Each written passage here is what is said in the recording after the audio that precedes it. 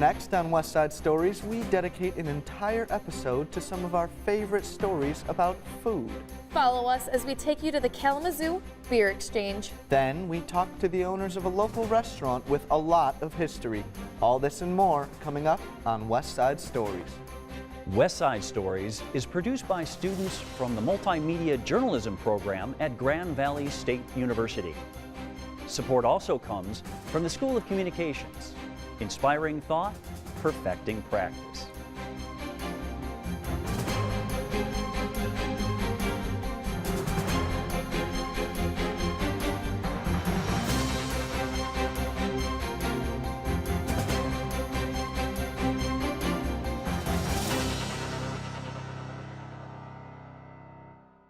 Welcome to West Side Stories. I'm Elliot Perpich. And I'm Savannah Bressman. If you aren't hungry right now, well, you probably will be after this week's episode.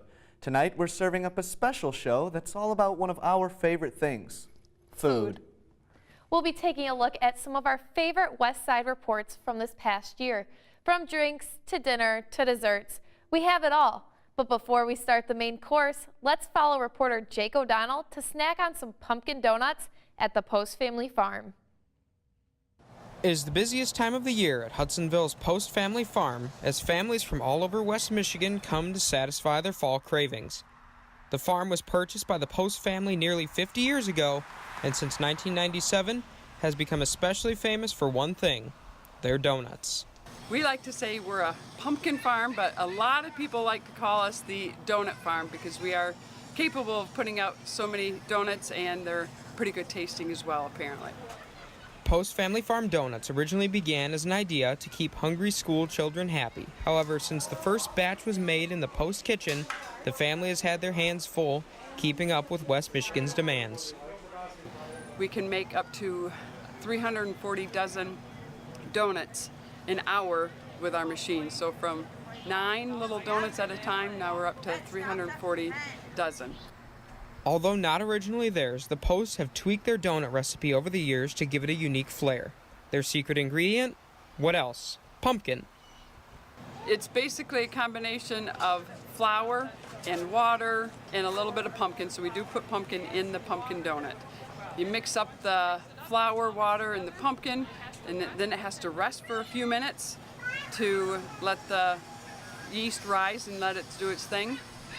And then we pour it into one of our 3 machines that we use, one of our 3 fryers that we use to make the donuts, and goes through the fryer, and once they come out at the other end, we put some icing on them, or we put cinnamon sugar on them for in the fall. Throughout the years, the donuts have brought families from all over the area together, but none more than the Posts, who now have a new generation excited about working in the family business. What's your favorite thing about working on your family's farm? Probably working with the horses and just getting relationships with all of them. All right, and what is your favorite part here about fall coming up? Probably the pumpkin donuts. It's fun working with family, and I think with the family too, we take pride in the property and what we offer, and I think it helps make it for a fun family atmosphere. And we've got families that have been coming here for years, and now they're taking their kids here to the farm. So we really appreciate the family atmosphere because we are family run. In addition to donuts, for the next few months, Post Family Farm will be offering a variety of different fall-themed activities for all ages, including hay rides, square dances, bonfires, and corn mazes. We also have our school tours, and that starts mid-September all the way through the end of October. We have school tours that come through, and then we are open to the general public as well. We have our fun farm days, Monday through Friday, and then we have the festivals on Saturdays, and we sell donuts the whole time. If you are unable to visit Post Family Farm this fall, fear not. The Posts open up their facilities for weddings and special events all throughout the year, and even for sleigh rides during the winter. With fall right around the corner here in West Michigan, Post Family Farm is the place to come for some traditional family fun and some great tasting donuts.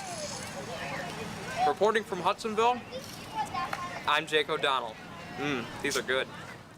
Well, the pumpkin season is over. Post Family Farm still sells custom donuts if you order a minimum of a dozen over the phone. Every meal starts with a drink. And for our next story, we'll be exploring the Grand Rapids Beer Exchange. Reporter Sam Schrepferman has more. Beer Exchange is the stock market for craft beer. James Flora has always wanted to own his own bar, but wanted an idea that stood out in a way that created an atmosphere for everyone. Back in 2007, Flora says he was inspired by a unique bar he saw online. I was trying to put together a concept that would be really fun with craft beer, and actually saw this concept in Munich, Germany, but not the way that we feature it here today. The Beer Exchange works very similar to regular bars. Before the market opens, all beers from 11 to 6 start at fixed prices, similar to bars like Bell's or Hopcat, Flora says. Once the market opens with a ring of the bell, prices stay at the fixed rate for a short amount of time. After the first 15-minute trading period, based on demand, the beer prices will either go up or down. So if a beer is hot and people are really excited about that beer and they're buying a lot of that beer, that price is going to go up in price. And if people aren't so excited about a particular beer, that's going to go down.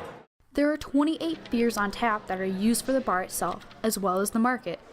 Flora says this gives people the chance to try different types of beer that they may not usually buy. And it would encourage people to maybe try beers that they necessarily wouldn't want to try, or maybe were afraid to try because of the price. And it just kind of encouraged people to be more adventurous. Flora's main focus for the Beer Exchange was to create an environment that was welcoming to everyone.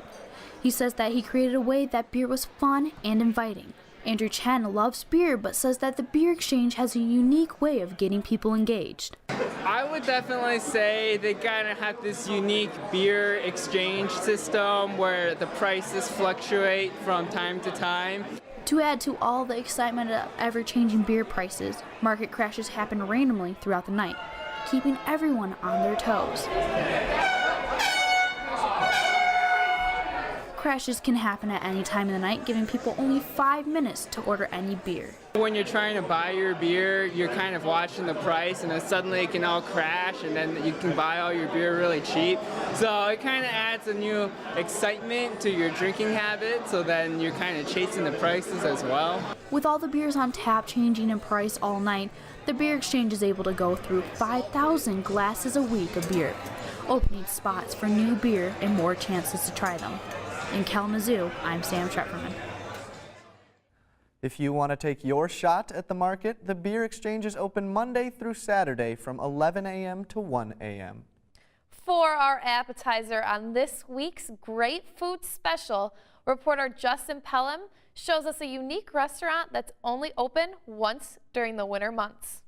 The people behind me have been waiting in line for hours to get one of these, a Pronto Pup. Along the icy lakeshore in Grand Haven, most seasonal businesses are closed for the winter, but one local business uses this opportunity to open for one winter weekend. Pronto Pup has been an iconic staple in Grand Haven for 70 years. Owner Carl Nelson has always been a part of Pronto Pup. Born and raised in it. My dad started it in 1947. And I've been working it since 8th grade. Decades of tradition, but the winter weekend is new. Well, sort of. For years, Nelson fought a losing battle with his father to give it a try. Working here through junior high and senior high with my dad, I always thought it'd be fun to open up in the winter, and my dad loved him to death, but he'd have nothing to do with that. So now 13 years ago when Nancy and I took over, we were talking about it one day, and a customer heard us and said, that'd be cool, when are you gonna do it? So I thought about it, and born and raised in West Michigan, the third weekend of January is normally our winter thaw. So I just said that way you don't have to have a date. Last year, Pronto Pup donated over $5,000 from their winter weekend to support the catwalk on the Grand Haven Pier. But what about this year? I asked Nelson if his shop plans on donating to charity again. We are. I have an idea what we're going to do. I haven't carved that in stone yet. We try to pick something different every year. We'll silently donate, and once we do that, then we'll put it on our webpage so they'll know where it went. I asked one local resident how long she had been coming to Pronto Pup and how long she would wait in line for one today. Since I was probably 2 years old. On my lunch break, so I would say about half hour. The winter weekend being such a big hit, I was curious as to how many hot dogs they could go through over the course of the weekend. I can honestly stand here and say I've never kept track. And here's the reason for that. I've worked for business people over the years that worry about beating last quarter, last month, last year in profits. And when you watch the numbers that much, it just makes you nervous. I don't care. Even with long lines and cold temperatures, these Pronto Pup fans don't seem to mind. And you know, the beauty of that is you never get a complaint. No one's ever mad it took so long. Normally when someone walks up to the window just before they order, they'll turn around and tell the person that they just met, you know, thanks for the conversation, nice meeting you, etc. So it's kind of a social event. From Grand Haven, I'm Justin Pelham. You can expect Pronto Pups to be open again this winter on the third weekend in January. Just be sure to get in line early. You've already seen one story this week from reporter Jake O'Donnell, but since this is Jake's last show with us, we thought to include another feature as a farewell. In keeping with our great food theme on this week's show, Jake takes us to one of Ottawa County's oldest eateries. Located just off of I-96 in the quiet West Michigan town of Nunica is Turk's Tavern, a local establishment that's been serving up good times and good eats since 1933. Turk's has a long and storied history in Ottawa County. It was originally opened as a pool and dance hall by Fred Turk Allison shortly after the end of Prohibition. It stayed in his possession until about 50 years ago, when the business was purchased by Roger and Frances Holmes, who have kept it in their family ever since. Today, their daughter Francine and her husband Rick own Turk's, and their niece, Tiffany Holmes, serves as general manager. We have a lot of locals and family members that do dine here as well, along with other people from outside the area, from the Grand Rapids area, Muskegon area. It's nice to have that family atmosphere to bring families here, and that a family owns it, and it keeps it like that cozy, fun atmosphere as well. For Turk's, it's all about location, location, location. Its proximity to a major highway, as well as its place in a small town, has allowed the restaurant to develop a unique style that keeps travelers and locals alike coming back. And there's not much around here. Turk's is kind of a staple right off the highway, right off of 96, which is an easy on, easy off. We use local products, local produce. We're known for that freshness. And I think that's what keeps people coming back and making Nunica a staple for having Turk's here.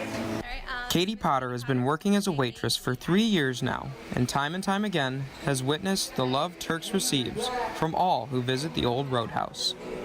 People come here from all over the place, specifically come to Turk's. And people, if we're on an hour and a half wait, they don't mind. They'll wait because they came for Turk's. I mean, it's a great place to come. 2018 serves as Turk's 85th anniversary, and Holmes says that 2 of the keys to the restaurant's longevity are its family-centric atmosphere and, of course, the food. Being in the family, I think, is a huge part for at least 50-some years.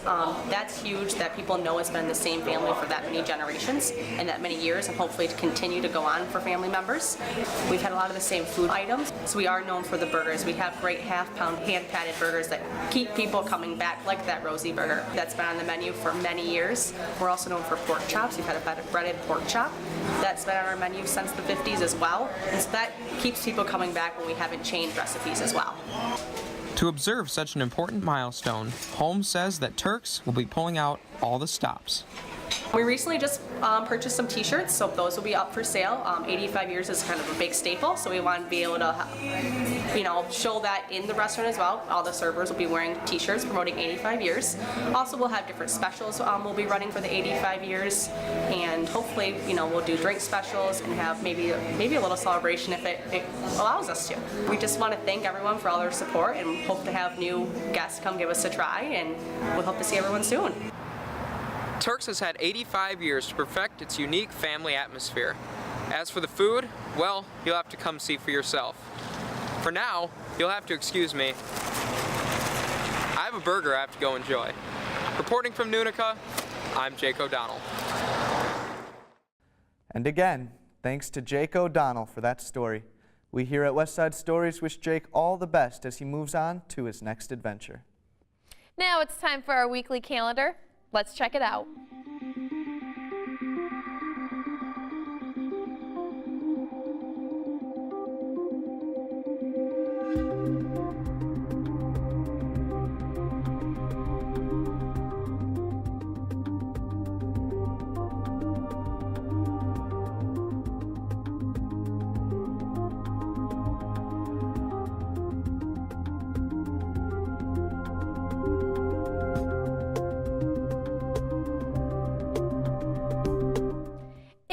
next food-related feature, reporter Jessica Kroll reminds us that there is never a wrong season to enjoy a scoop of ice cream. Sitting on a quiet side street in the Gaslight Village of East Grand Rapids is a Little Red ice cream parlor. Jersey Junction employees make their waffle cones fresh every day and fill them with Hudsonville ice cream. Smell, I think, you know, kind of entice people, like, let me get a waffle cone with that, and it definitely makes all of the flavors taste better. Elias Oliveras and his wife bought the store about 10 years ago, and he says it's because of family ties to the parlor in its early days. I started coming here back in the late 70s. My mom would bring me here, you know, as a very small child, just to get a small cone. Even before I could eat ice cream, I would just suck on one of the cake cones. Many of the customers are regulars. Jersey Junction even brought one couple together. Here, a year or two ago, we had a couple come in, and the first year it was open, the wife worked here, and her husband came in and she served him, and he was just very, I'll use the word, smitten by her, and he continued to come like every day religiously to get a cone just so he could see her. And they ended up getting married, and they were celebrating their 50th wedding anniversary here. There's a lot of history in a place like this. The parlor contains a model of the Polar Express train signed by the original owner's son, Chris Van Allsburg. Chris is an award-winning children's author. And that's kind of a claim to fame for Grand Rapids, because this is where he's from, growing up in East here. The store itself is a step back in time. From old-fashioned school benches to the type of floor tile used, Jersey Junction has remained nearly the same since it opened in 1963. It's one of those places that, you know, needs to keep that feel. It doesn't change with the time. It actually gives people something to hold on to in terms of a memory. Some things that do change are the many flavors of Hudsonville ice cream. Oliveras even demonstrated an artful way to scoop it into the cones. The idea is it looks nicer on your cone, but it also helps it stick to the cone. Joining us at Jersey Junction to talk about those Hudsonville flavors was Morgan Craig. She has a pretty cool job. She's a flavor development scientist. Hudsonville Ice Cream has actually been making ice cream since 1926. They started out in Hudsonville, Michigan specifically. Then in the early 2000s, the Ellens family purchased it from the Jose family and moved it to Holland, Michigan. In Holland, cows roam free. We definitely get all of our milk and cream from local creameries and dairies around the area, which is really important to us. She developed the newest flavor, Comeback Cooler. It was the winner of their Flavor of Detroit contest and is a tribute to Werner's Ginger Ale. You don't just want like a face full of ginger when you eat this ice cream. So that was one of the really unique challenges to creating the Boston Cooler, Comeback Cooler ice cream. When Hudsonville ice cream is served to Jersey Junction customers, it's kind of melty, so I'm going to give you a couple. The employees aim for genuine customer service. There is something to be said for how you interact with people, you know, making eye contact with somebody, not just being monotone and say, what can I get you? But it's more about like, hey, what sounds good today? Jersey Junction ends their season October 28th, but Hudsonville ice cream flavors like pumpkin pie can still be found in stores across Michigan. In Grand Rapids, I'm Jessica Kroll. An article by MLive says that Hudsonville Ice Cream recently approved a $1.6 million expansion to their company. Now that's a lot of ice cream. But somehow not enough. We all know that maple syrup season doesn't start until early spring, but we couldn't do a food-themed show without bringing you one of our favorite features from reporter Kendra Jarsma. She gives us a behind-the-scenes look at how your favorite pancake topping is made. So far this year, we've had 2.5 weeks of warm weather every day, above 32, not a lot of wind, and it freezes every night. So it's perfect season so far. Making maple syrup takes a lot of work, but this year's weather is almost perfect for it. Bill Martinez has been making maple syrup since the early 1990s and does it just for the love of making maple syrup and sharing it with friends and family. He learned from a neighbor who pointed out that Martinez had a lot of maple trees on his property. When our kids were small, we'd take them over there and gather sap and sit by the fire. And so it kind of stuck to us. To make maple syrup, sap needs to be harvested from maple trees. Martinez uses a drill he inherited from his grandfather to put about 150 taps total in his 85 trees. Once the tap is in the tree, a bag is hung on the end of the spout. The sap drips into the bag until it can be collected. The average flow of sap is about 1 drip per second. But this year, with the warmer days and colder nights, his trees are flowing much faster than average. Warm temperatures are essential for a good flow. They stop dripping in the evening. It gets about 32 degrees, they will shut off. Once the sap is collected, it is pumped inside his sugar shack to begin boiling down. Every year, groups who visit Martinez's setup get to sign the board inside the shack. When the first fire of the year is lit, a new season begins. When we light the first fire, around March 1 to 10, depending on the season, then no matter how much snow is on the ground, winter is over. And so you get to play with fire for about a whole month. The taps last from 3 to 4 weeks, and then they finally dry up, either from the season or from the natural bacteria that the tree produces. The sap is only 2% sugar, and since syrup is defined as being 66 2/3% sugar, it takes a lot of sap to make 1 gallon of maple syrup. The average is 40 gallons to 1. This year it's probably closer to 30, and it can be as high as 60, and every year it's different. Once the liquid is done in the sugar shack, it gets moved by hand outside, where it is boiled down some more and impurities on the surface are removed.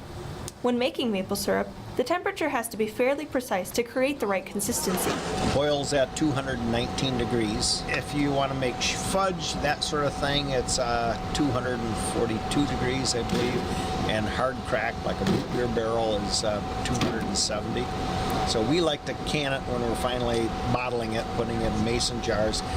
We like to have it anywhere from 195 on up to that 219. So we like to keep it very hot. When the syrup is ready, it is put through a filter to prevent any more particulates from getting into the finished product.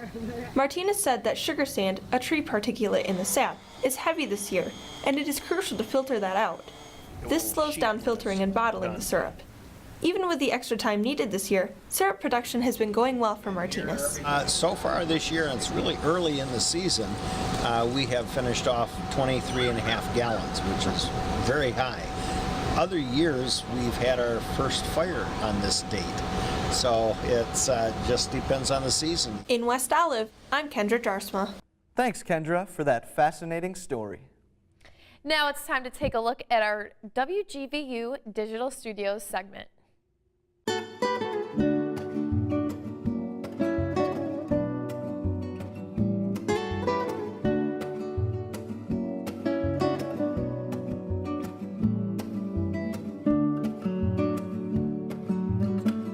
I'm Luke Thieker, I'm the chef at San Diego. I'm going to talk about our tortillas, our thoughts on Mexican cuisine, and show you a few of the tacos that we make.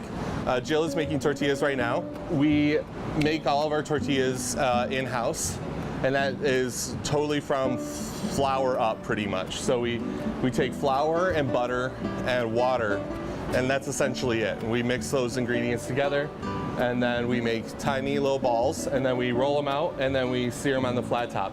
And that's it. And that's all you need to do to make homemade flour tortillas.